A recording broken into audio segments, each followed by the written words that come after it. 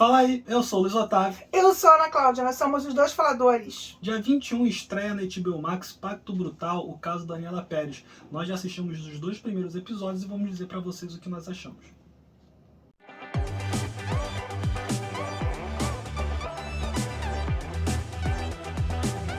Fala, gente linda do meu coração. Já se inscreveu no nosso canal? Não se inscreveu? Se inscreve. É só apertar aqui inscrito, tocar o sininho pintadinho para você receber as notificações do nosso canal e, claro, deixar o seu joinha e comenta aqui: Ana, por que você tá usando a máscara? Se a gente chegar a 1000 views nesse vídeo, eu vou contar aqui pra vocês por que eu tô de máscara. Vai ficar um mistério. Mistério. Um true crime. É. Não chega a ser um true crime porque não teve crime nenhum. Não teve crime nenhum. Mas eu só vou contar se esse vídeo chegar a 1000 views. Se não chegar, eu não vou contar. Mas é importante, né, a gente dizer que vai fazer barulho aqui no quarto, porque vocês não têm noção de como tá aqui pra gente conseguir gravar hoje. Tudo aconteceu, gente. Tudo aconteceu. A gente vai então acompanhar, né, a história, na verdade, a própria Glória Pérez, basicamente, que conduz a história. O Guto Barra é roteirista e diretor desse documentário, que busca, através de depoimentos de atores que vivenciaram aquilo, né, atores que estavam na novela, e outros que são amigos, tanto do Raul quanto da Daniela, e amigos da família, parentes também. Mas é importante a gente dizer de que se trata, porque pode ser que hoje em dia tem gente que não sabe, né? É, a gente que viveu na época foi muito marcante, É. mas pode ter muita gente que não era nem nascido na Então, época. na verdade, o documentário é sobre a morte da Daniela Pérez, que era uma atriz, né, filha da Glória Pérez, que é autora da novela.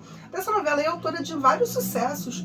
Acho que o Clone, só de falar do Clone, todo mundo já sabe de quem a gente está falando. Ixalá. Todas essas novelas que começaram a sair do Brasil para visitar outras culturas, foi da Glória Pérez. Celebridade, se eu não me engano, a gente não saiu do país, mas acho que era dela também. E aí a Glória Pérez, então, participa do documentário, porque o roteiro e a direção é do Guto Barra, e ela é a narradora de grande parte dos acontecimentos. Eles tentam relatar, então, pela visão da família e dos amigos, o que aconteceu naquele dia, e sobre também alguns relatos de investigação. Então você vai ter também alguns policiais, alguns promotores, delegados, algumas pessoas que participaram da descoberta de quem matou. Que a descoberta foi rápida até, porque a descoberta é o mais simples, na verdade. A Daniela, dia 28 de dezembro, parece que vai gravando num estúdio chamado Taikon.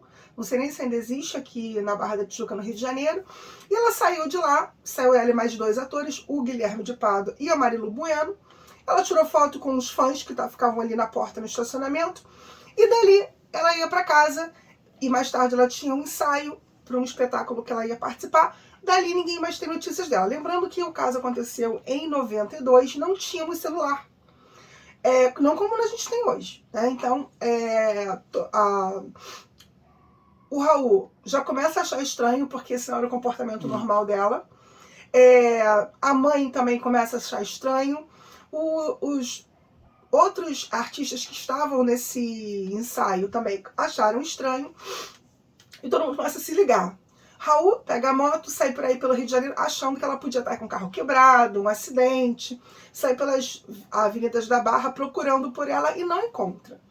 Nesse meio tempo, você vai ter então as cenas relacionadas ao crime em si, né? Onde você vai ver 2 carros parados no acostamento. Mas a gente vai entrar em tanto detalhe não, assim mais ou menos. E ali você vai ter, ao mesmo tempo sendo mostrado, o que está realmente acontecendo com a Daniela e todo mundo procurando por ela. A gente só viu esses 2 primeiros episódios, que é basicamente pra isso. gente esses 2 primeiros episódios, que é a descoberta do assassinato e o dia do enterro. Né? E aí os próximos episódios vão trazer justamente, creio eu, né, as consequências de como a investigação foi conduzida, que claramente foi uma investigação que apresentou falhas. Pra quem assiste minimamente um CSI, já assistiu um episódio de CSI, você vê que foi meio louco o que aconteceu. Porque ela foi morta no Recreio, numa avenida, numa parte onde tinha um matagal, e todo mundo teve acesso àquilo ali. Todo mundo pisoteou aquele matagal, todo mundo foi naquele matagal. Todo mundo encostou todo mundo fotografou, todo mundo botou a mão nela. E na época... Cenas fortes, inclusive. Você vai ter cenas do inquérito policial, cenas jornalísticas, né, dos jornais da época, E depoimentos, tanto novos quanto antigos, pelo menos por esses 2 primeiros episódios que nós assistimos. É lógico que, assim, eu na época estava fazendo faculdade de Direito, na época que aconteceu o crime dela. Foi uma comoção enorme, porque é uma atriz sendo assassinada, e logo, rapidamente, já vem as suspeitas sobre o Guilherme de Pádua. Até porque ele foi uma das últimas pessoas que viu ela viva. E é uma atriz que estava fazendo sucesso na novela da Globo, que se não me engano era a novela das 8, Era a novela das 8. Então era a novela, né? A Glória Maria até aparece no documentário e ela comenta que naquela época a semana de final de novela da Globo era o evento do país. Então era a atriz que estava crescendo, ela não era a principal da novela, eu acho, mas o personagem dela estava crescendo dentro da novela. E o Guilherme de Pádua fazia par com ela na novela. Uhum. Não seria com ele que ela terminaria, que eu lembre, assim, até pelo que eles falaram, mas eles eram um par na novela, então se tornou o caso da atriz em ascensão que foi assassinada pelo galã que estava fazendo... Cuja mãe é autora da novela. Cuja mãe é autora da novela. Então é um caso todo muito bizarro, assim, as coincidências, né, eram muito bizarras. E numa época diferente da época de hoje, que você não tem internet. Então, além de não ter celular, não ter internet, você vai ver que muitas cenas são as pessoas na rua. Inclusive eu lembro que existe até uma peregrinação que as pessoas, depois de tudo que aconteceu, as pessoas iam passear lá para ver. Vamos lá ver o local onde ela morreu. Aí as pessoas iam lá, tiravam foto, mas era foto com filme, né? E as pessoas iam visitar, virou tipo um lugar de curiosidade, né? O enterro dela foi uma das coisas mais tristes e assim, embaraçosas, porque era tanta gente para ver os atores. Porque as pessoas não estavam só ali para... Eu acho que muita gente pode ter ido lá prestar homenagem a Daniela, mas você viu nitidamente que eles queriam tocar nos artistas. Então, e foi uma bagunça, uma bagunça a muito ponto de eles grande. precisarem antecipar o enterro dela. Eles tiveram que reduzir o tempo do... Nem a polícia velório. não estava conseguindo controlar aquilo. Não, tem uma hora que é o Frota, que tira um policial ali do meio, tá tendo uma... Não é nem confusão, é que tem muita gente. Aglomeração. Quem suspende um policial ali é o Frota. E depois você vai ter cenas mais tarde de várias manifestações que aconteceram, né? Em torno da morte dela, porque inicialmente ele sendo o principal suspeito e ele acaba confessando o crime, ele vai logo preso, mas aí por algumas irregularidades da apuração, ele rapidamente é liberado. Depois, mais tarde, ele vai ser preso novamente. E aí foram feitas várias manifestações. Da Daniela Pérez, uns $6.000 da Daniela Pérez. Da época, né? 6 mil, nem sei qual é que seria hoje. Né, na época, a FHC entrou quando? Em 92? Não lembro. Se a FHC entrou em 92...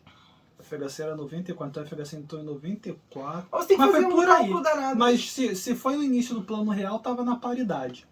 E aí, mas tem que fazer meio poder de conta. Sim, não, mas naquela época $6.000 era muita coisa. E já. Aí ela tinha uma pochete, esse dinheiro na pochete, a bolsa dela aparece, a pochete dela some. E é engraçado que a chave do carro dela aparece, porque a pessoa que matou, ela estava com o carro parado lá, ela vai embora com o carro dela e larga o carro da Daniela lá. O que já era por si só um alerta. E assim, um crime sujo, besta, porque se ele quisesse realmente que ninguém descobrisse, demorasse muito para descobrir, ele pegava o carro e ia embora. Sim. Porque ele deixa o carro lá e acaba causando curiosidade, porque é um lugar muito ermo, muito sem nada. E a gente tem que pensar também que isso é a Recreio dos Bandeirantes há 30 anos atrás. Então quem está no Rio sabe do que a gente está falando, o Recreio é uma área muito grande, mas que não é muito ainda ocupada. Naquela época, então, era mesmo. Na época, há 30 anos atrás, é pior ainda. Então, era um local que chamava atenção, tanto que chamou a atenção da testemunha, que foi o cara que, de alguma forma, matou o caso inicialmente. Mas não vamos dizer. Não vamos dizer. Então tá bom. Vamos deixar eles assistirem. Quem tá vivo, que não é spoiler, porque fato não é spoiler, né? Mas a gente tava vivo e não lembrava. Entendi. Vamos deixar essa curiosidade aí também. E aí, assim, tá muito bem feito. Sim. Tá bem dirigido. É lógico que... Muito bem montado. Não tem essa preocupação de dizer... ainda a gente não vai ver, porque a gente não vai ver a versão do Guilherme. não, até porque ele era um ator em ascensão na época, estava no teatro, na televisão, saía em tudo quanto era capa de revista. E hoje ele está aí solto, fazendo... Acho que ele fez direito, não fez? Acho Ou foi que, só acho que a esposa ele que fez fez? teologia, né? Acho que ele é pastor, né? Okay.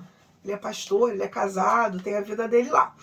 Mas na época isso foi extremamente chocante. Isso, eu acho que eles devem também trazer os desdobramentos da própria investigação, que o primeiro episódio já mostra pra você como foi absurda. Eu acho que os próximos episódios vão ser justamente as consequências, né? O julgamento em si, as mudanças na própria lei, porque foi um caso emblemático para o direito, porque criou-se uma lei exatamente por causa da Daniela Pérez e pela força da Glória Pérez, que mobilizou 1 milhão de assinaturas para poder fazer uma mudança na lei. Eu até assinei esse baixo-assinado para a mudança da lei. Olha só. Você fez muito parte da história, mamãe. Aqui no Rio de Janeiro, antigamente, os muito abaixo-assinados aconteciam na Cinelândia. E aí ficavam as pessoas com cadeira de braço, igual de escola, pegando assinaturas. Então a gente tinha um cara, uma pessoa lá, duas, e tinha uns cartazes explicando o que era aquilo ali.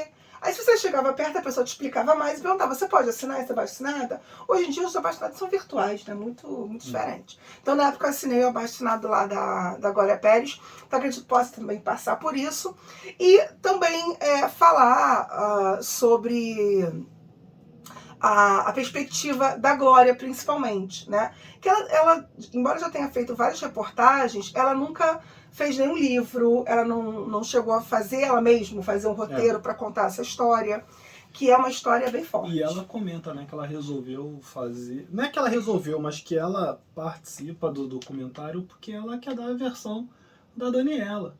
E aí uma das coisas que eles falam, inclusive, é que na época, e isso tem inclusive na propaganda, no trailer, então não tem problema eu falar, que ela fala que, às vezes, muito pior do que o que aconteceu em si, era as matérias que são depois, que colocava a Daniela ainda com o Guilherme na capa, os dois juntos em cena de novela, os dois abraçados para material de publicidade, e ela fala que aquilo era continuar matando a filha dela, porque se inventou um boato, né? E eu lembro disso, de que se inventou um boato de que na verdade os dois tinham um caso, e era por isso que ela estava no mato, num lugar ermo com ele.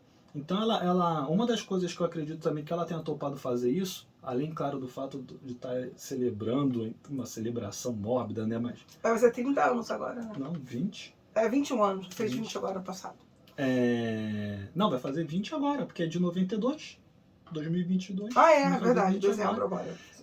Então é também ela lembrar e poder mostrar realmente o que aconteceu. E aí você vai ter o depoimento de artistas que viveram naquela época e você vai perceber que, na verdade, a parada já era muito mais bizarra do que se transpareceu, do que se foi dito naquela época. É fortíssimo. É fortíssimo porque tem muito... Não tem cenas dela...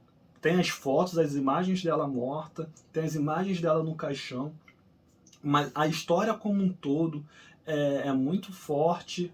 Eles são educados na maneira de conduzir a história, mas eles não poupam os detalhes. E você vai ver também que todo mundo que está contando, embora tenha se passado 30 anos, tem muita emoção vindo. Ainda tem muita coisa ainda nisso, né? Eu particularmente fiquei muito emocionada em alguns momentos. Sim, foi pesado. Assim, pra mim foi pesado assistir o primeiro episódio. É bem emocionante porque você lembra de uma série de coisas, você relembra também do passado e você vê também a emoção que eles estão passando pra você ali. O Raul, ele fala bastante também, junto com a Glória, que são os dois que mais falam dentro desse documentário. Você tem também o irmão da Daniela também, que era bem jovem na época, fazia direito também falando.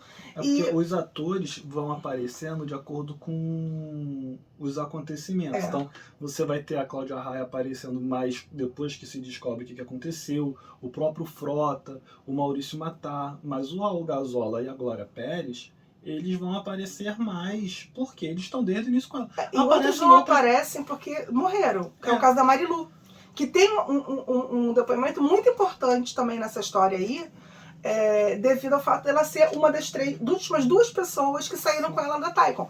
Claro que cada um que saiu do seu carro, mas eram as 3 últimas pessoas que estavam gravando naquele dia. Sim. Na verdade, 3 não, era a Daniela e a Marilu. O Guilherme fica para esperar a Daniela. Ele já tinha acabado as gravações dele mais cedo, mas ele fica porque parece que era um comportamento comum dele ficar rodeando a Daniela, enchendo o saco dela. Cara chato pra caramba. Se fosse só chato, tava tudo bem. Tem um ranço. E aí você vai ter pessoas que pra gente não são tão famosas, como produtoras, amigas, parentes, né, que vão aparecer mais vezes também, que de repente não chamem tanto a nossa atenção por não serem rostos conhecidos, mas que contribuem ali para enriquecer a história, para colocar o estado de ânimo. O tio contando, né, o tio é a pessoa que vai... É a primeira pessoa da família que vai ver o corpo, né? Identifica a Daniela no local ainda, então o depoimento do tio é... E as pessoas contando depois como é o Guilherme chegando no lugar. Enfim, vamos parar de falar, cara, que a gente não quer dar mais detalhes. Você tem que assistir. Vai lá, assiste. E assistir. Tem muito material na internet se você tiver que pesquisar, mas tem muita besteira também na internet. Então cuidado com onde você vai pesquisar, as informações que você vai buscar, mas assiste lá o documentário que eu acho que vale a pena, principalmente se você estava vivo naquela época. Valeu mais uma vez a HBO Max, né? Obrigada, HBO. Valeu. Pra gente os episódios. E a gente recomenda bastante que vocês assistam. E, meu querido, é o seguinte... Hoje é terça, teve vídeo ontem, teve vídeo domingo, teve live sábado, vai ter Falando Nisso amanhã com o Luciano Filizola, que a gente vai falar sobre The Boys, vamos falar sobre direito, vamos falar sobre uma série de coisas. Talvez saia vídeo quinta e sempre tem um vídeo sábado. Então, se você não está inscrito ainda, não deixa de se inscrever, clica aqui no sininho para receber as notificações e não perder, né, os nossos conteúdos, e procura a gente também lá nas redes sociais, tudo Dois Faladores. Valeu, até a próxima. O corpo da atriz de 22 anos foi encontrado na zona oeste do Rio. Eu sempre quis contar essa história da forma como ela aconteceu. A polícia já prendeu um suspeito do assassinato da atriz Daniela Pérez. É o ator Guilherme Pádua, que faz o papel de Bira na novela de Corpo e Alma. E no dia seguinte já estava o nome da Paula envolvida na história.